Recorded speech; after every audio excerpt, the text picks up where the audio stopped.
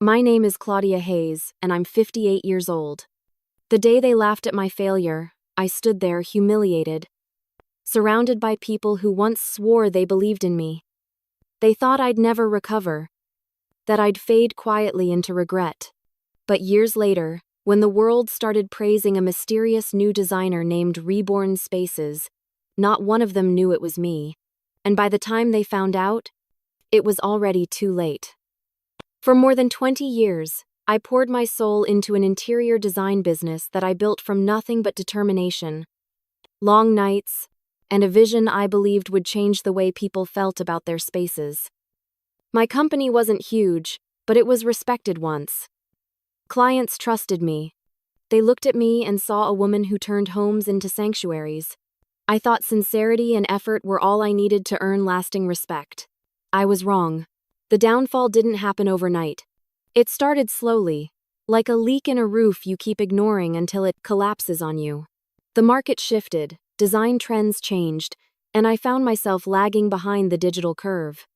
My younger employees, people I had trained, mentored, and treated like family, began whispering about how I was out of touch. At first, I dismissed it as harmless gossip. But whispers have a way of growing louder when success starts slipping away. Soon, it wasn't whispers anymore. It was full-blown mockery. 3 women in particular, Jenna, Monique, and Carla, were the faces of that betrayal. I had hired them when they were barely out of college, full of potential and nerves. I gave them opportunities no one else would. When the business hit a rough patch, instead of rallying beside me, they turned away. They said I didn't understand modern trends, that my designs were too sentimental, too emotional. They laughed at my sketches, called my methods outdated. But it wasn't just criticism. It was cruelty dressed as progress. They spread rumors that I couldn't manage finances, that I was burned out, that age had dulled my creativity. I was too proud to beg them to stop. I believed my work would speak for itself, but even that faith began to crumble. The worst moment came during a presentation to a wealthy investor who could have saved my company. I had worked on the design for weeks, barely sleeping. When the day came, the presentation started off smoothly until the projector froze and the visuals I had prepared refused to load. I felt the heat of embarrassment rising up my neck, but I tried to stay composed. Behind me, I heard soft snickers. Carla muttered something under her breath that made Monique stifle a laugh. Jenna looked away, pretending to check her phone. The investor glanced between us, unimpressed, and within minutes, he stood up and left without a word. The room was silent for a second. Then I heard their laughter. Quiet at first, then louder, as if my humiliation were some private joke they had all been waiting to witness. I remember standing there, staring at the blank screen, feeling smaller than I had ever felt in my life. That laughter didn't just humiliate me, it carved into me. It stripped away every illusion I had about loyalty, respect, or friendship. I left the building without saying a word. I didn't even cry until I got home. That night, I sat on the floor of my living room surrounded by unpaid bills and empty coffee mugs. And I wondered if this was how failure looked, not like a storm, but a slow, suffocating silence. Over the next few months, everything collapsed. Clients withdrew their contracts. My name became synonymous with decline. The same people who once shook my hand now avoided eye contact in public. Even acquaintances from the design community stopped inviting me to events. My phone stopped ringing. My emails stayed empty. And eventually, I had to sell the office I once thought would be my legacy. I used the money to pay off debts and keep a roof over my head. I took a retail job at a home goods store just to survive. The irony of it didn't escape me. I had gone from designing dream spaces for the wealthy to arranging discount rugs on store shelves. Customers would sometimes recognize me, squinting for a moment before realizing who I was. Their polite smiles were worse than pity. It was as if my failure was contagious, and they were afraid to catch it. I worked quietly, keeping my head down, telling myself it was temporary. But the truth was, I didn't know if I had the strength to start again. Every night, after closing, I'd sit by my apartment window and replay that laughter in my mind. It was a cruel motivator, but it became the fuel I didn't know I needed. I started to wonder, what if this wasn't the end? What if everything I lost wasn't punishment but preparation? Somewhere deep within that broken version of myself, a flicker of defiance began to grow. I didn't know how to rebuild, but I knew I couldn't stay in that place forever. Failure has a strange way of clearing the noise around you. Once everyone disappears, you're left with nothing but the truth. And my truth was simple. I had let the world define my worth. I had forgotten who I was, the woman who once built something from nothing. I didn't need validation from people who thrived on tearing others down. I just needed a spark, something to remind me that this story wasn't over yet. The more I thought about it, the clearer it became. Every cruel word, every rumor, every mocking laugh, it was energy, and I was going to use it. I didn't know where I'd start, but I knew I would rise again. Maybe not tomorrow, maybe not next week, but someday. They might have buried me in shame, but they forgot that I was a seed, not a stone. One quiet night, after another long shift at the store, I sat at my kitchen table scrolling through job listings. My eyes were tired, my heart heavier than ever, and I almost gave up, halfway through. Then I saw a name, one I hadn't seen in years. My pulse quickened, and I leaned closer to the screen. It was as if time paused for a second, the world narrowing to that one familiar word glowing back at me. It was the name of someone who had once believed in me when no one else did. And that single moment, that unexpected discovery, changed everything. Sometimes the smallest spark can ignite the fiercest fire. That night, when I saw the name Evelyn Carter glowing on my laptop screen, something deep inside me stirred a feeling I hadn't felt in years. Evelyn had been more than a mentor to me once. She was the one who had taught me that design wasn't just about spaces. It was about souls. She had believed in my talent back when I was a nobody trying to make her mark in a crowded industry. Seeing her name again felt like fate had just handed me a second chance. A small light at the end of a very dark tunnel. I clicked on the link attached to her name and discovered that Evelyn was now running an online mentorship program for women looking to rebuild their careers after personal or professional setbacks. My breath caught. It was as if she had created it with me in mind. For a long moment, I just stared at the screen, frozen between longing and shame. How could I face her after everything that had happened? I used to be one of her proudest students, full of ambition and drive. Now I was barely surviving, folding discount towels at a retail store. I almost closed the page, but something inside me whispered that maybe this was the moment I had been waiting for. I drafted an email, my fingers trembling slightly as I typed. I told her who I was, what had happened, and how I'd lost myself somewhere along the way.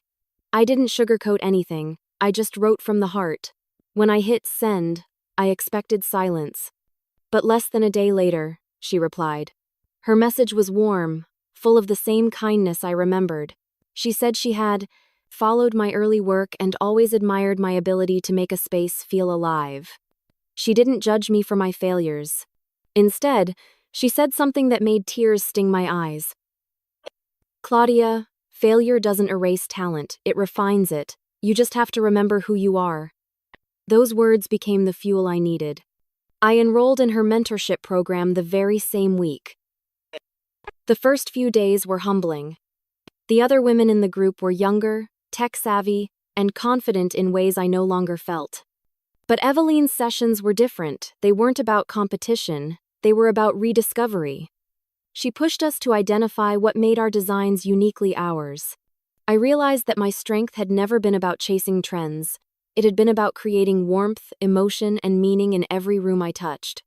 Evelyn encouraged me to embrace new technology without losing my artistic identity.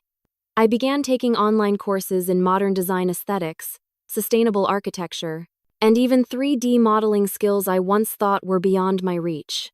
At first, I felt clumsy, like I was learning to walk again. But with each passing week, something inside me shifted. My nights, which had once been filled with silence and self-doubt, turned into hours of creative energy. My kitchen table became my studio again, scattered with sketches, color palettes, and endless cups of coffee. Slowly, I began to feel like myself again. The woman who had once crumbled under laughter was now sketching her way back to life. Confidence, once shattered, started piecing itself together, one design at a time. Eveline often checked in on me personally, reminding me that my age wasn't a limitation but a layer of experience. "Trends will fade," she told me, "but authenticity never does." Those words stayed with me. They became the foundation of everything I began to build next. One night, while experimenting with digital layouts, I designed a living room concept inspired by rebirth.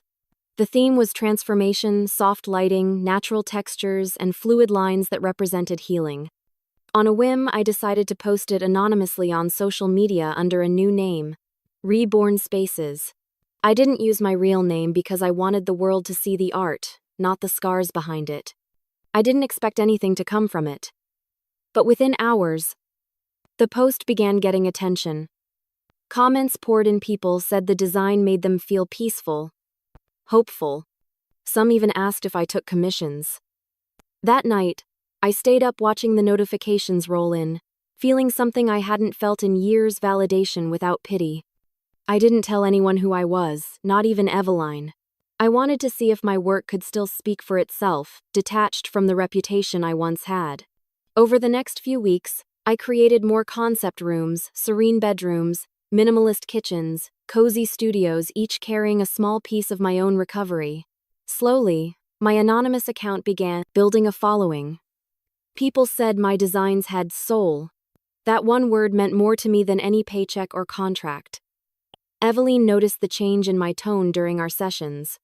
She told me my voice sounded lighter, stronger. I finally told her about Reborn Spaces.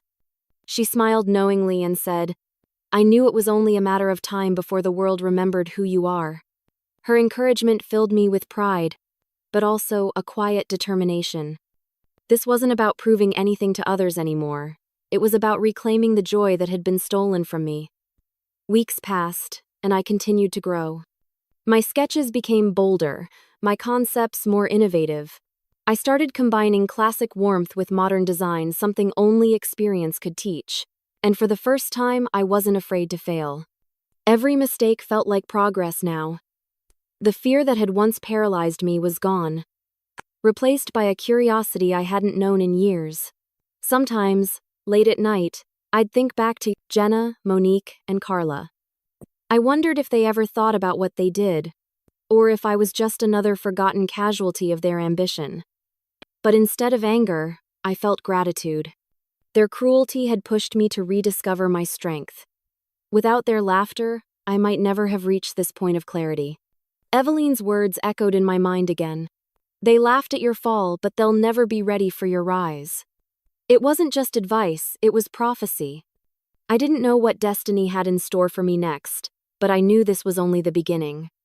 Then, one morning, while sipping coffee and checking my account notifications, I froze. One of my latest designs, a minimalist study with soft amber light and hand-carved furniture, had gone viral overnight. Thousands of shares, hundreds of messages, and one particular notification that made my pulse race. Among the likes and comments was a familiar name, one I hadn't seen in years. I never thought my success would bring my enemies back to my door. When my design post went viral, I felt as though the universe had finally started to shift in my favor. It wasn't just the numbers, though. The thousands of likes and hundreds of messages felt like a quiet vindication. It was the recognition. For the first time in years, my work was being seen, not through the lens of my past failures, but for the artistry and emotion it carried. I was finally standing on new ground, anonymous but proud. Yet, even as I celebrated, a strange feeling lingered at the back of my mind, a whisper of intuition warning me that the past never stays buried for long. 2 days after the post went viral, I received an email that made my heart stop. It was from a major renovation firm, one of the most prestigious in Seattle, expressing interest in a partnership with Reborn Spaces. I scrolled down the message, my eyes tracing every word until they froze on the signature at the bottom. Monique Turner. My chest tightened. The name that had once filled me with anger and humiliation now sat glowing at the end of an email asking to work with me. For a long moment, I couldn't move. Monique, one of the women who had once laughed as I fell, was reaching out, completely unaware that she was knocking on the door of the woman she helped destroy. I reread the email several times, half expecting it to vanish. She called my designs fresh, innovative, and emotionally resonant. It was surreal to see such words from her. But the irony wasn't lost on me. She had no idea who I really was. I had hidden behind my rebranded name so effectively that even those who once knew me couldn't recognize my style under this new evolution. My instinct told me to delete the message, to walk away, to protect my peace. But a deeper, more deliberate part of me whispered that this was an opportunity, a chance not for revenge, but for poetic justice. After a long night of thinking, I replied with calm professionalism, agreeing to meet her for a preliminary discussion. I signed off as C. Hayes, careful not to reveal more than necessary. The day of the meeting arrived, and as I walked into their sleek downtown office, I felt a rush of memories threatening to surface. The space smelled of expensive coffee and ambition, the same mix that once defined my own studio before it all fell apart. I straightened my shoulders and reminded myself why I was there, not to settle old scores, but to reclaim my place in the world that had cast me out. When Monique entered the room, she greeted me with a bright, polished smile, the kind that looked practiced. Her hair was styled perfectly, her tone confident but rushed, a woman juggling too many things and losing grip on some of them. "It's such a pleasure to meet you," she said warmly. "We've been following Reborn Spaces for a while now. Your work is extraordinary, so refreshing, so soulful." I watched her, amazed by the irony. The same woman who once called me outdated was now praising me for being original. The meeting went smoothly. I presented my concepts with quiet authority, showing her the way light and texture could tell a story. She nodded enthusiastically, scribbling notes, completely unaware that every detail she admired was the product of the same mind she had once dismissed. It was surreal, almost cinematic, to see her admire the very essence she once ridiculed. By the end of our discussion, she offered me a collaboration on one of their upcoming luxury home projects. I agreed. Not out of pride, but purpose. This wasn't about revenge, it was about transformation. As weeks passed, our professional collaboration deepened. I attended meetings, exchanged ideas, and reviewed design drafts with her team. None of them knew who I was, but I knew them, their habits, their shortcuts, their weaknesses.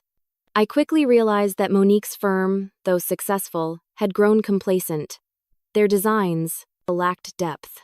They had become too focused on image and profit, forgetting the emotional connection that made spaces truly beautiful.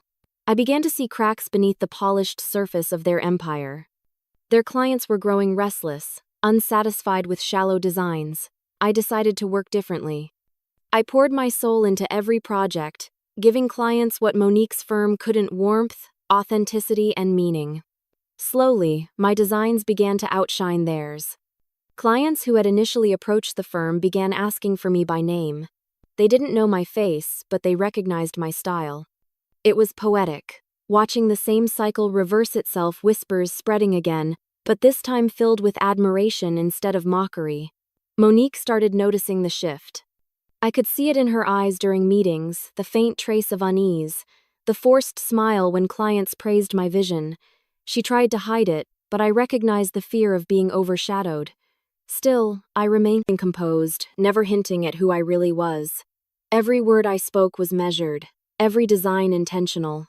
My work spoke the truth I no longer needed to say aloud. There were moments, late at night, when I'd sit alone in my home office, staring at the glowing screen, feeling a strange mix of emotions. I wasn't angry anymore. What I felt was deeper, a kind of solemn peace that comes when life gives you the chance to rewrite your own ending. Working with Monique's company wasn't about punishing her. It was about reclaiming my dignity, piece by piece, through excellence. I didn't need to expose her betrayal to anyone. Success was doing it for me silently. Weeks turned into months, and the collaboration became one of the firm's most successful projects. Articles praised Reborn Spaces for its artistry and emotional depth. My name, even if still hidden behind a brand, began to carry weight again in the design community. Eveline, my mentor, watched my rise with pride, often reminding me that life always comes full circle, sometimes in ways we could never imagine. Then, one morning, Monique called me personally. Her tone was unusually soft, almost reverent.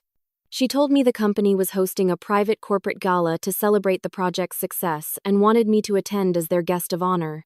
For a moment, I hesitated. Part of me wondered if revealing myself was wise, if it would undo the quiet healing I'd been nurturing.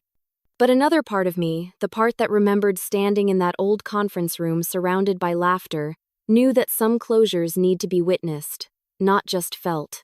As I ended the call, I looked around my new workspace, the walls adorned with designs that once only existed in my imagination. The air felt still, heavy with meaning. This was the moment where the past and present would collide. The same people who once mocked me were about to celebrate me, unknowingly crowning the woman they had buried years ago. I closed my laptop, exhaled slowly, and whispered to myself, "It's time." There's no sweeter sound than the silence that follows after laughter dies. The night of the gala shimmered with the kind of grandeur that only the powerful could afford, crystal chandeliers glimmering like constellations, polished marble floors reflecting the glow of champagne glasses, and the hum of conversations thick with pride and ambition. It was a gathering of names that once made me feel small, names that used to hold weight in rooms I was no longer welcome in. But tonight was different. Tonight, I walked into that same world not as the woman they pitied or mocked, but as the one they would soon never forget. I arrived at the venue early, taking a moment outside to steady my breath. The building's glass facade reflected a version of me I hadn't seen in years, composed, self-assured, and quietly radiant. My black dress was simple but commanding, every line elegant without excess. I had chosen it deliberately understated yet impossible to overlook, just like the woman I had become. As I stepped through the grand doors, the sound of distant laughter and clinking glasses filled the air. For a brief second, I remembered another night years ago, that meeting room where laughter had pierced me like a blade. But this time, the sound didn't wound me, it fueled me. Inside, the atmosphere was almost cinematic. Monique's firm had gone all out, gold-trimmed banners, luxurious table arrangements, and a live orchestra that seemed to play only for applause. I scanned the room, recognizing familiar faces that once looked through me as if I were invisible. Some of them glanced my way now, curious about the unfamiliar woman walking with quiet poise. They didn't know me, not yet, but they would. When Monique spotted me, her face lit up with practiced warmth. "C. Hayes, you made it!" she exclaimed, walking over with a glass of champagne in hand. Her tone dripped, with pride, as if she were taking credit for my success. I smiled politely, shaking her hand. Her grip was confident but fleeting, the kind of handshake that belonged to someone who thought they were always in control. A moment later, Carla joined us, dressed in silver, her laughter echoing across the hall like the ghost of an old wound. I studied her for a moment, realizing how little had changed in her manner. She was still charming, still superficial, still blind to the truths beneath her own arrogance. We exchanged pleasantries, and I listened as they spoke about their achievements, their flourishing company, and how their reputation had stood the test of time. I let them talk. Their words felt hollow, rehearsed the language of people clinging to relevance. I nodded occasionally, offering vague compliments, all while feeling the weight of what was about to unfold. As the evening went on, Monique led me toward the main hall where investors and partners were, mingling. The lights dimmed slightly, and she tapped her glass to draw attention. "Ladies and gentlemen," she began with her signature confidence, "tonight we celebrate not just success, but collaboration. We've had the honor of working with a remarkable designer whose innovation has brought fresh energy to our firm, the mysterious mind behind Reborn Spaces." She turned toward me with a flourish. "Please welcome C. Hayes." Polite applause followed, and I stepped forward. For a brief second, I looked out at the sea of faces, curious, indifferent, expectant. And then I smiled. "Thank you," I began, my voice calm but steady. "It's an honor to be here among so many talented professionals." I paused, letting the moment settle. But before I go any further, I think it's time I introduce myself properly. I took a slow breath. "My name isn't C. Hayes," I said, my voice unwavering.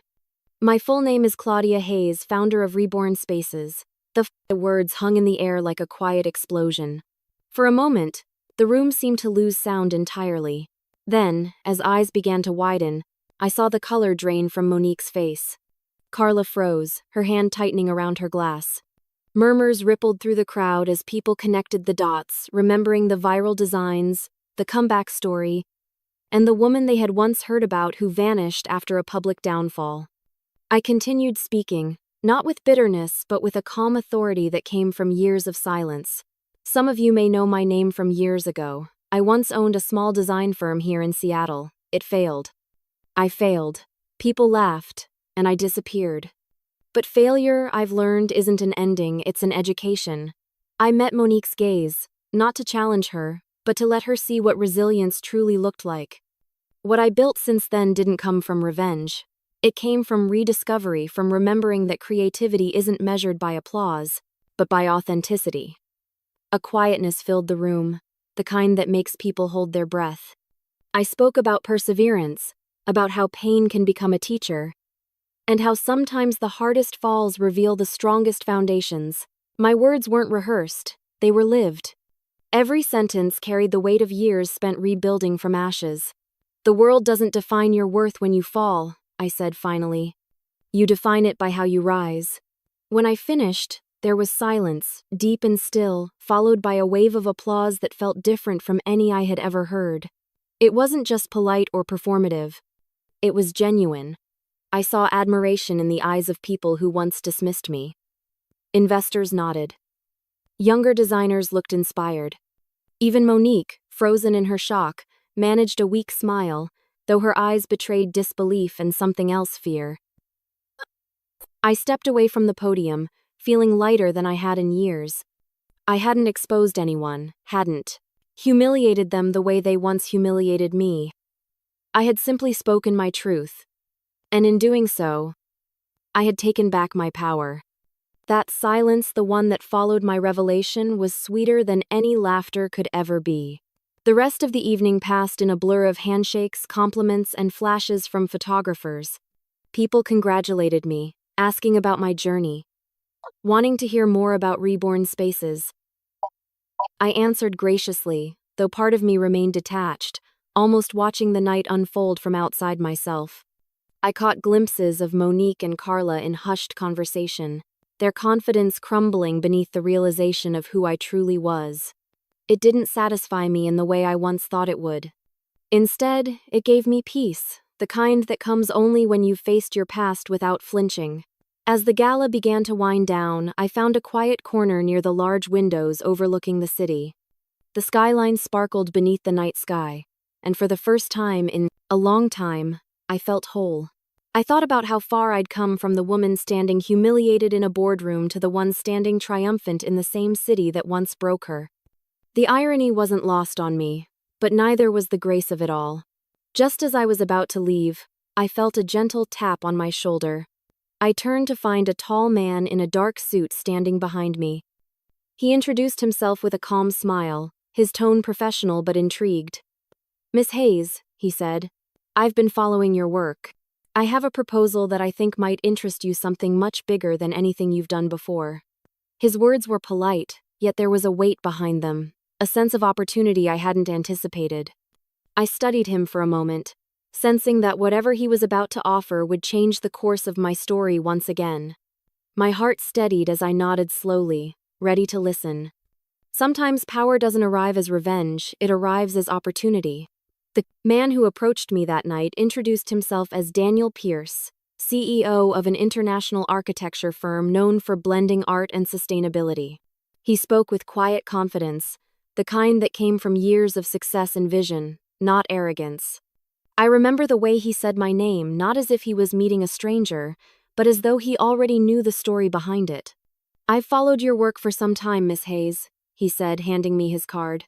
"Your approach to design carries something that can't be taught, heart. I believe there's potential for something bigger." His tone was calm but persuasive, and I could feel the sincerity behind his words.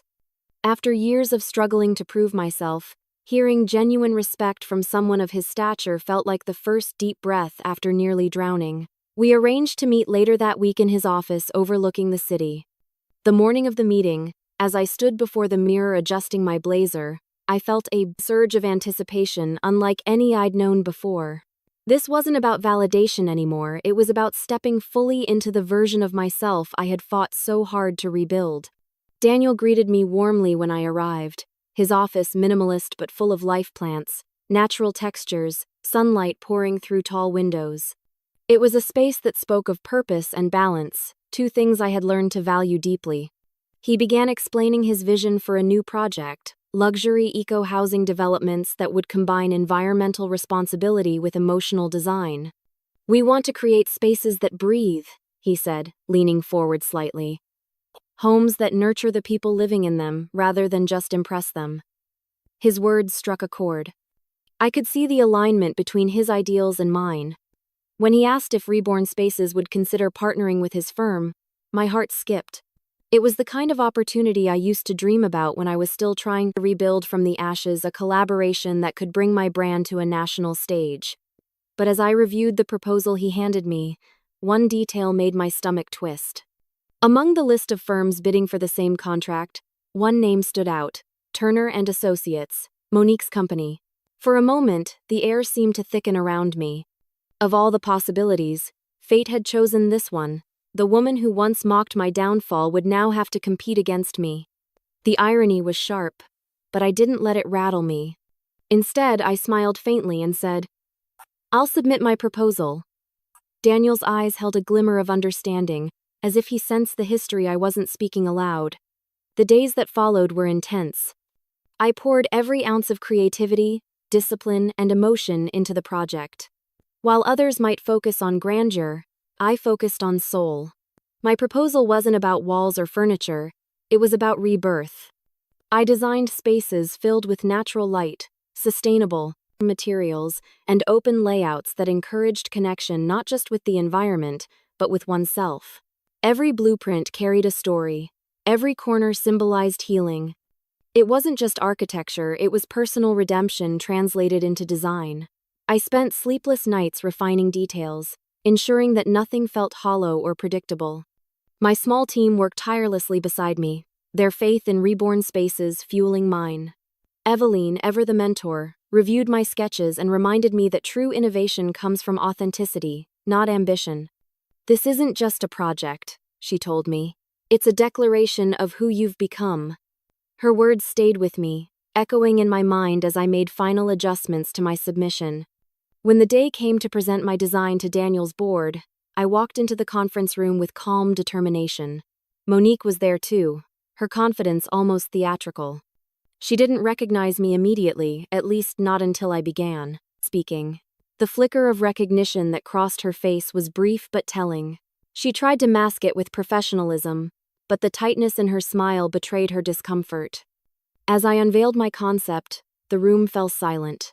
I spoke about the importance of spaces that reflect growth, about sustainability not just as a trend but as a moral responsibility. I explained how design could heal, how every material, color, and texture could evoke emotion. When I finished, there was a pause, followed by quiet nods and murmurs of approval. The board members asked questions, thoughtful ones, and I answered with clarity born of experience and conviction. I could sense the shift in energy. My presentation wasn't just another proposal, it was a vision that resonated deeply. When Monique's turn came, her presentation was technically flawless, full of numbers, graphics, and grandeur, but it lacked soul. The contrast was undeniable. She tried to compensate with charm and confidence, but even she seemed to sense that something was missing. For the first time, I saw uncertainty in her eyes, the same uncertainty she had once made me feel years ago. Days later, I received a call from Daniel. His voice carried a quiet excitement. "Claudia," he said, "the board was unanimous. We're going with your proposal." I closed my eyes, letting the words sink in. All the years of struggle, the nights of doubt, the laughter that once haunted me, it all led to this moment. I had won, not by vengeance, but by excellence.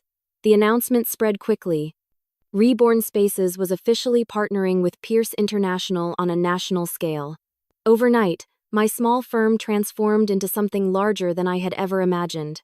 Journalists reached out for interviews. Publications featured my story as one of revival and resilience. The same people who once turned away from me were now eager to connect, to collaborate, to learn from me. But I wasn't chasing their approval anymore. I had found something far more valuable: self-respect.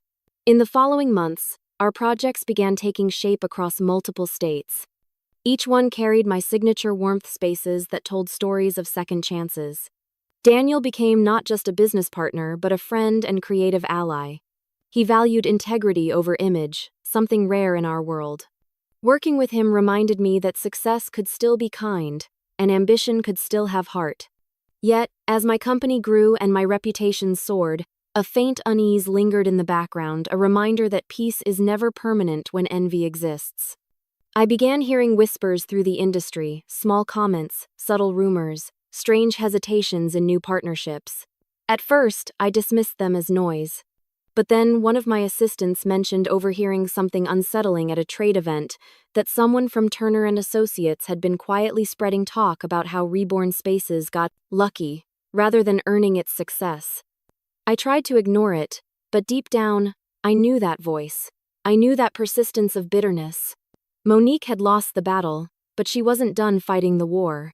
Standing by the window of my new office one evening, watching the city lights flicker below, I felt a chill that wasn't from the night air. I had everything I had ever wanted: success, respect, peace. But sometimes, the ghosts of envy don't vanish when you rise. They simply follow the light, waiting for another chance to strike. When people can't destroy your success, they'll try to destroy your peace. I had learned that lesson the hard way, but this time, I saw it unfolding with a kind of detached clarity. The more Reborn Spaces grew, the louder the applause, but also, the sharper the whispers. At first, I ignored them, thinking it was just the usual jealousy that follows anyone who rises too fast. But soon, the whispers turned into accusations, and the glow of my success began to flicker under the shadow of deceit. It started subtly: an anonymous comment under one of my online project features, claiming that my designs weren't original. I brushed it off. The internet was full of critics, but then came another comment, and another, each one more malicious than the last. Within a week, social media was buzzing with claims that Reborn Spaces had stolen concepts from smaller designers.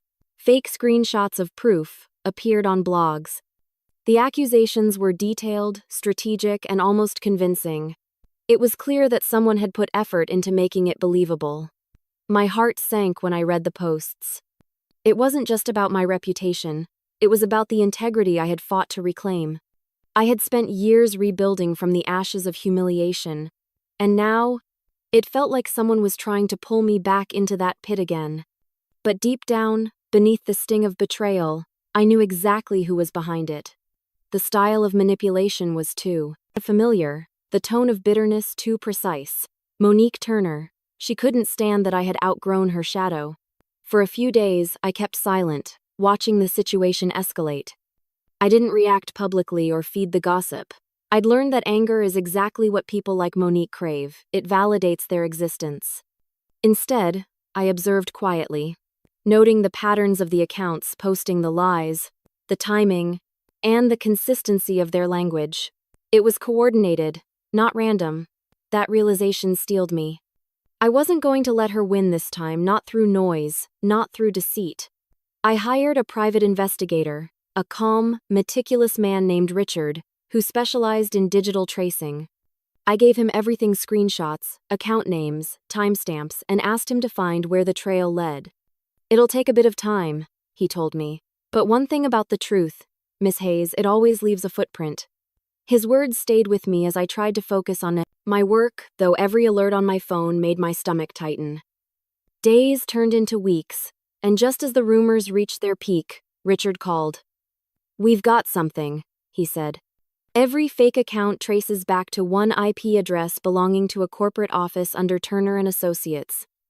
My hands trembled as I held the phone, though I wasn't surprised. "There's more," he added. "Most of the posts were made during office hours, from the same device. It belongs to Monique's assistant, a woman named Sandra. The confirmation didn't bring anger. It brought relief, the kind of quiet satisfaction that comes from seeing the truth finally surface. I thanked Richard and asked him to compile a full report, complete with digital forensics. I wanted everything documented properly. My instincts told me to wait, to move carefully. This wasn't just about exposing lies. It was about protecting the integrity of what I had built. Over the next few days, I continued business as usual. Publicly, I remained composed, even cheerful. Privately, I gathered every piece of evidence, every digital thread, until the story was complete, a web of deceit pointing straight back to Monique's firm. The night before I planned to act, I sat at my desk and looked over everything one last time. There was a sense of peace that came with knowing I no longer needed to shout to be heard. The truth would do the speaking for me. When the morning came, I sent the entire report to a reputable industry journalist who had previously covered design integrity cases. I included a short, calm statement: "Truth needs no defense. It simply waits for the light." That was all. No accusations, no anger, just evidence. Within hours, the story broke across every major business and design outlet. Screenshots of the fake posts were displayed alongside proof of their origins. The journalist handled it professionally, laying out the facts without bias. By afternoon, the ripple effect had begun. Sponsors started pulling out of Turner and Associates. Clients demanded explanations. Investors froze funding. Within 2 days, Monique's empire, the same one built on arrogance and deceit, began to crumble. She released a public statement denying involvement, but the damage was already done. The industry she had manipulated for years turned its back on her.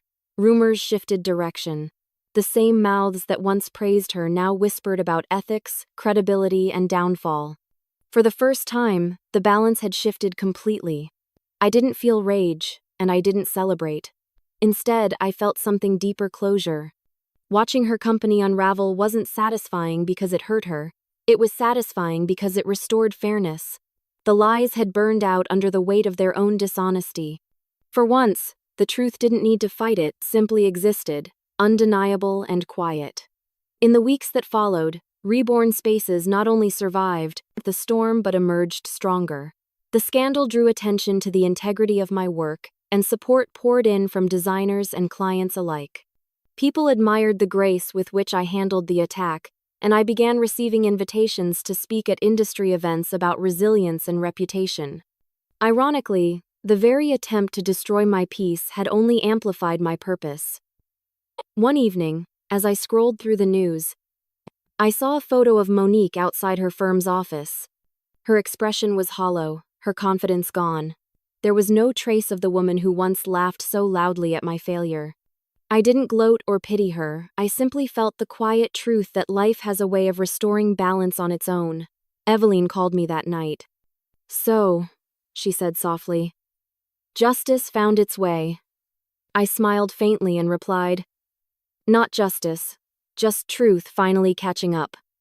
We both knew it wasn't the end of my journey, but it was the end of a chapter that had haunted me for too long. As I hung up the phone, I looked out the window of my office. The city lights glowed softly against the dark sky, reflecting in the glass like distant stars. I thought about the long road that had brought me here, the humiliation, the struggle, the rebirth. Every piece of pain had become part of my design, shaping me into someone stronger, wiser, and finally free. But even as peace began to settle around me, something inside whispered that my story wasn't over yet. There was still one final act waiting, one last moment of reckoning, not for revenge, but for completion. I didn't know what form it would take, but I could feel it approaching, quiet but certain, like the calm before dawn. My revenge wasn't in their ruin, it was in my rise. For a long time, I thought justice would come in the form of retribution, that seeing those who wronged me fall would bring me peace. But I was wrong. True peace came not from their downfall, but from what I built in the ashes of what they tried to destroy. The storm had passed, and in its wake stood something unbreakable, not a business, not a reputation, but a purpose. My name was no longer whispered as a cautionary tale but spoken as a symbol of what resilience could look like. After Monique's empire collapsed, opportunities began to arrive at my doorstep faster than I could process them. Interviews, partnerships, collaborations, it felt like the universe was finally giving back everything it had once taken from me, multiplied by grace. But this time, I didn't want to use that power for validation. I wanted to use it to open doors for others who had once been in my position, women who felt invisible because of their age. Women told they were too old to start over, too late to matter. I knew that pain too well, and I refused to let others walk through it alone. So, I founded a program under Reborn Spaces, a scholarship initiative for women over 50 who wanted to enter creative industries. I called it the Renewal Grant. It offered mentorship, education, and funding for women ready to reinvent themselves, no matter how long it had been since life shut its doors on them. The first year, we had 50 applicants. By the next, we had hundreds. Each story reminded me of myself, women who had faced loss, betrayal, or quiet erasure and still dared to dream again.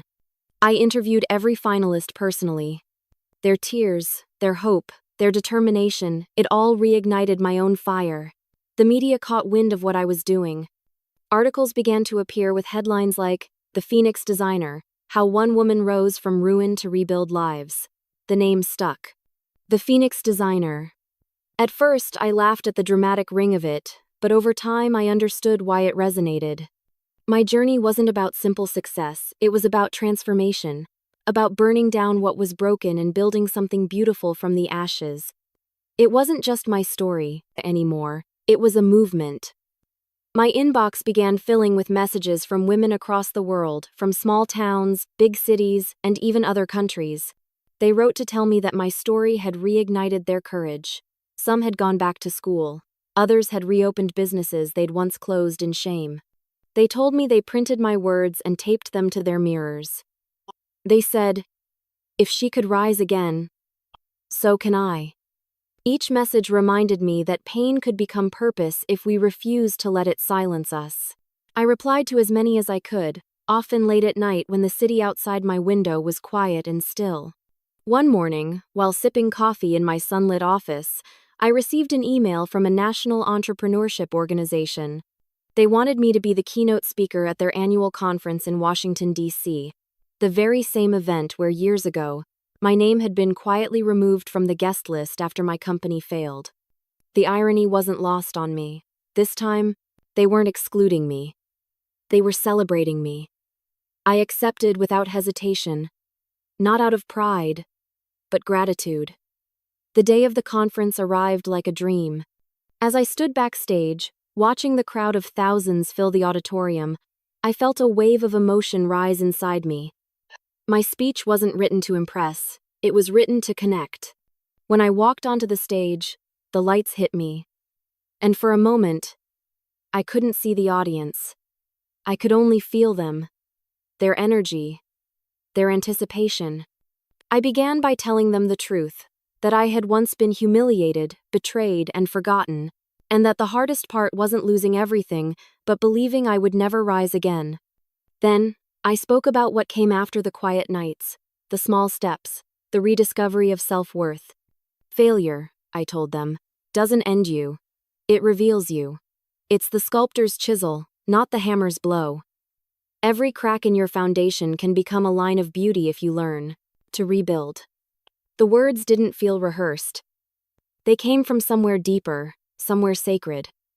As I spoke, I saw people nodding, tears glistening in their eyes. When the applause came, it wasn't thunderous, it was soulful.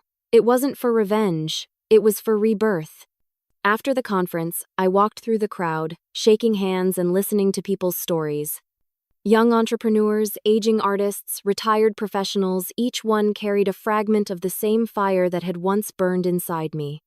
A few women approached me with tears, thanking me for making them believe that it wasn't too late. And as I hugged them, I realized something powerful. I had become the mentor I once needed. That night, in my hotel room, I stood by the window overlooking the city lights of Washington. I thought about how far I'd come from that dim apartment in Seattle where I once cried over unpaid bills and betrayal. I had rebuilt not just my career but my sense of self. And in that reflection, I saw the truest form of power, not control, not dominance, but peace. I no longer needed to prove anything. I had already become everything they said I couldn't be. Word of my work continued to spread. I was invited to panels, awarded recognitions, and even featured in a documentary about women reinventing their lives after 50. The attention was flattering, but I remained grounded.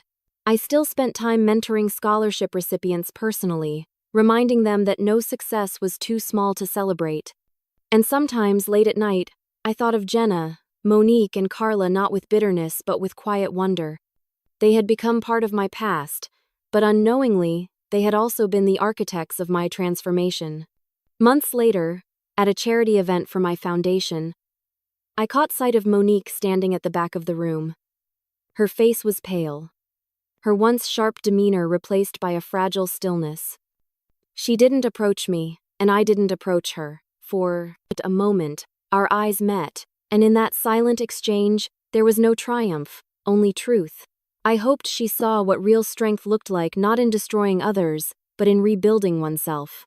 Life felt finally balanced, yet, as it often does, it had one more twist to offer. A few weeks after the event, as I returned to my office one morning, my assistant handed me a thick white envelope with no return address.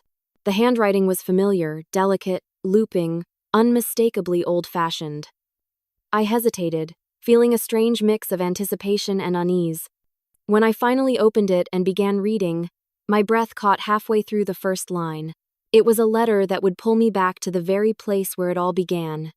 Sometimes healing means facing the ghosts of your past, not escaping them. When the letter first arrived, I didn't recognize the sender's name.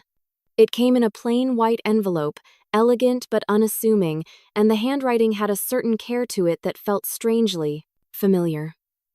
As I opened it, the words on the page made my heart pause. It was from a small interior design firm located in Seattle, the very same firm where my original downfall had unfolded years ago. They were under new management now, the letter explained, and had heard of my success through Reborn Spaces. They were planning to renovate their main office, and they wanted me to lead the project. I sat at my desk for a long while, just staring at the letter. A dozen emotions swirled inside me: disbelief, nostalgia, hesitation, and something that felt almost like poetic irony. The same place that had witnessed my greatest humiliation was now reaching out to me, not as the failed woman who once walked out in tears, but as the celebrated designer I had become. I didn't respond immediately. Part of me wasn't sure if I was ready to go back. But deep down, I knew this wasn't just another project. This was life offering me a rare chance to close a circle that had been open for far too long. A week later, I accepted the offer. The decision felt both terrifying and liberating. When the plane touched down in Seattle, I looked out at the skyline and felt an ache I hadn't realized I still carried. It had been over a decade since I'd left that city behind, promising myself never to return.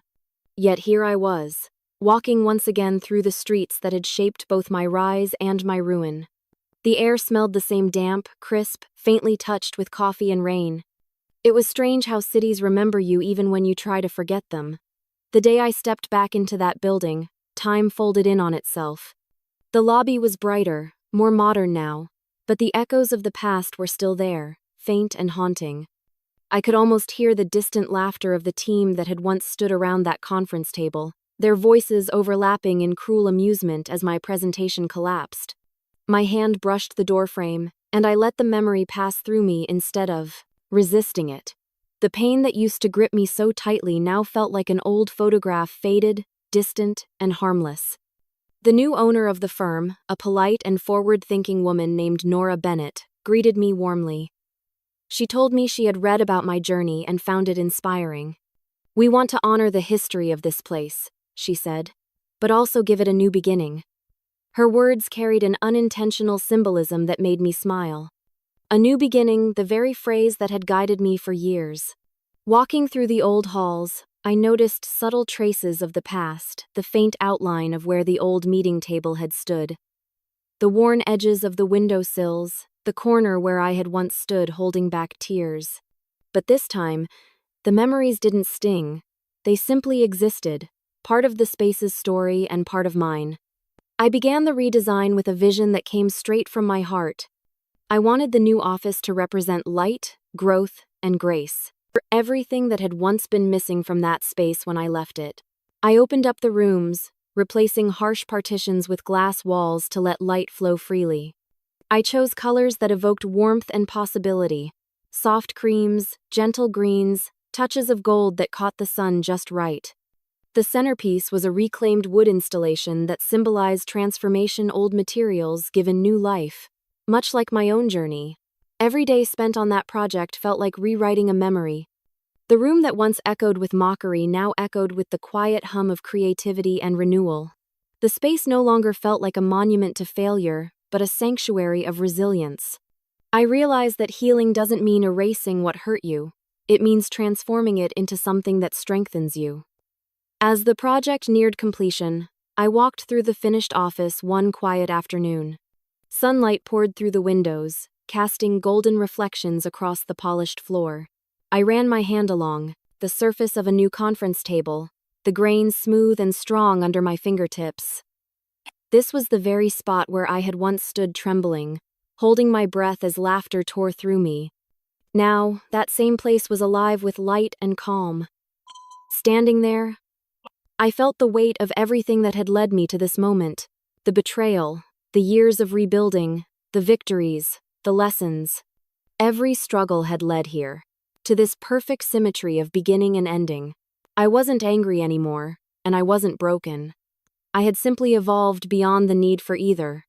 The people who had mocked me were no longer villains in my story. They were shadows that had faded in the brightness of my own becoming. Nora walked in just as I was finishing my inspection. She smiled softly and said, "It's beautiful, Claudia. You've managed to make this place feel alive again."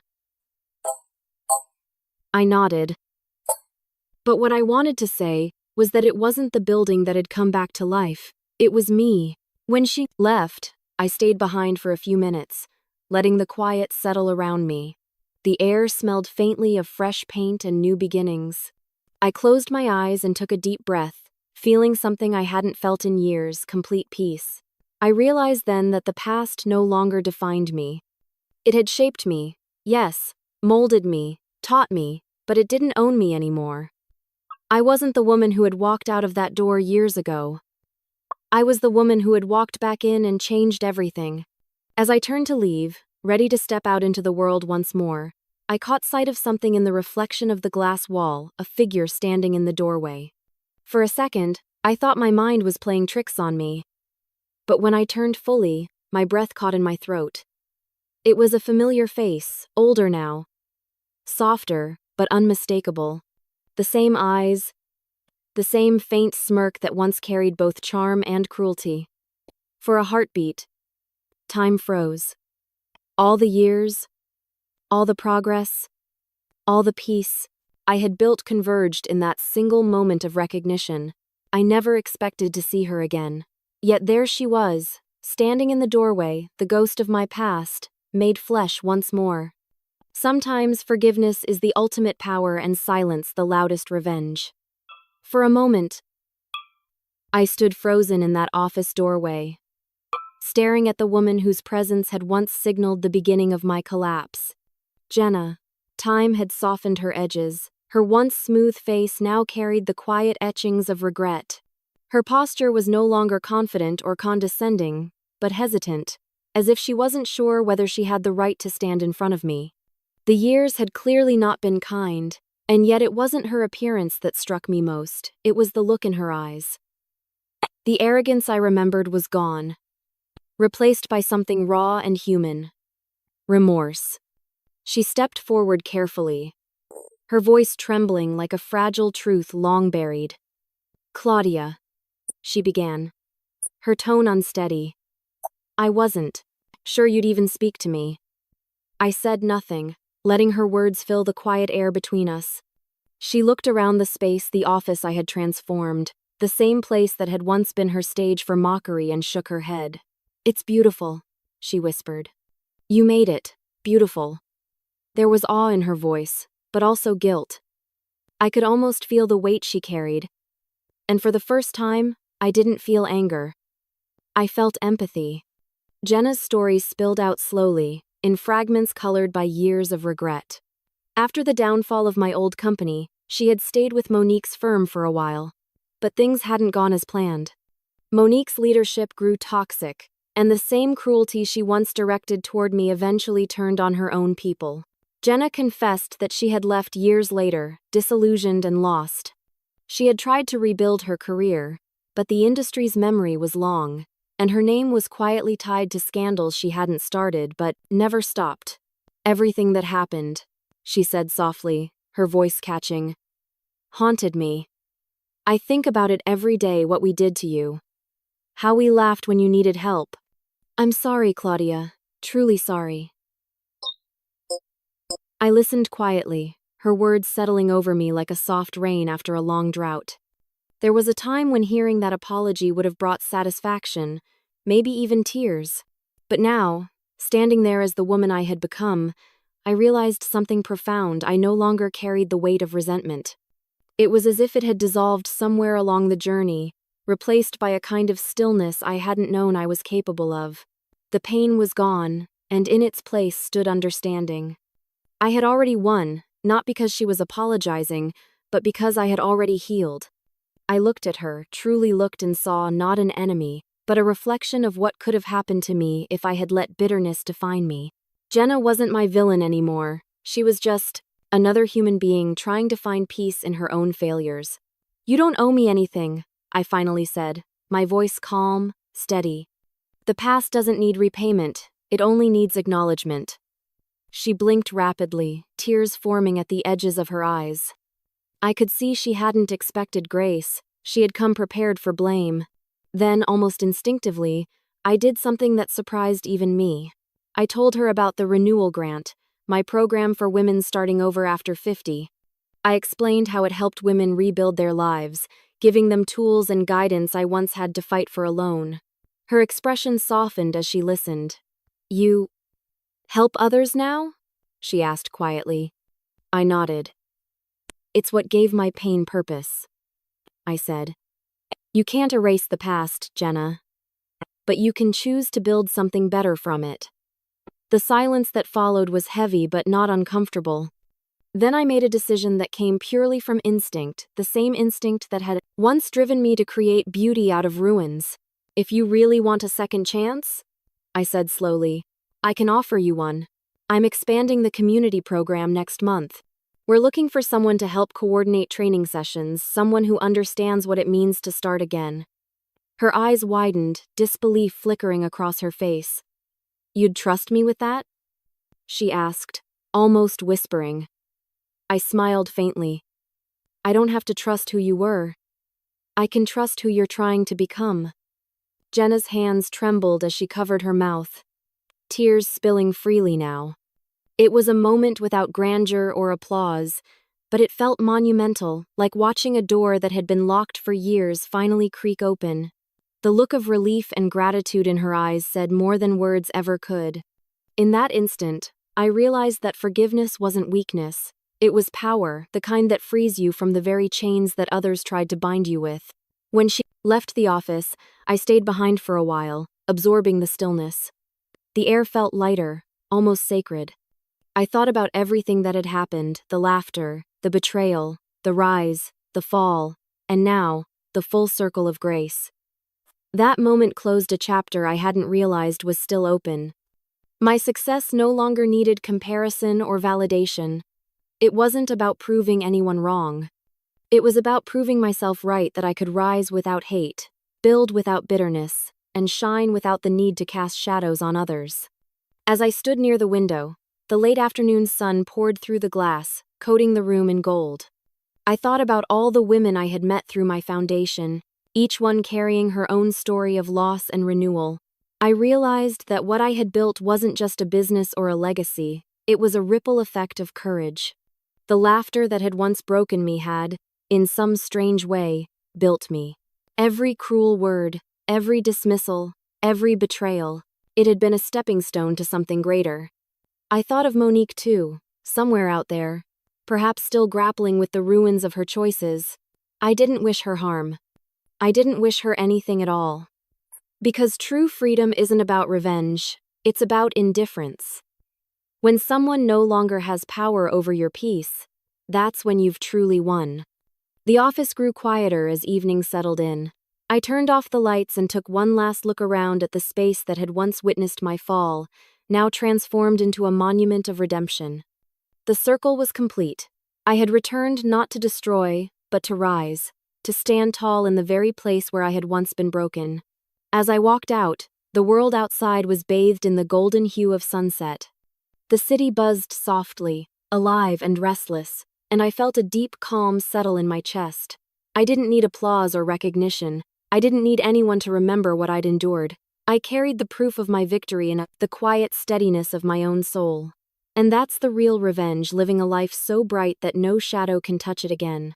In the end, I realized the real victory was never about proving anyone wrong. It was about proving to myself that I could rise again. The laughter that once broke me became the echo that pushed me forward. Every scar turned into a story. Every loss into a lesson. I didn't return to destroy them. I returned to rebuild myself. And that, I've learned, is the kind of power they could never imagine. So if this story touched something in your heart, don't just scroll away. Share it with someone who's ever been laughed at for falling, because sometimes all they need is a reminder that rising is still possible. And tell me this in the comments: if life ever gave you a chance to face the people who once broke you, would you forgive them, or let silence be your revenge?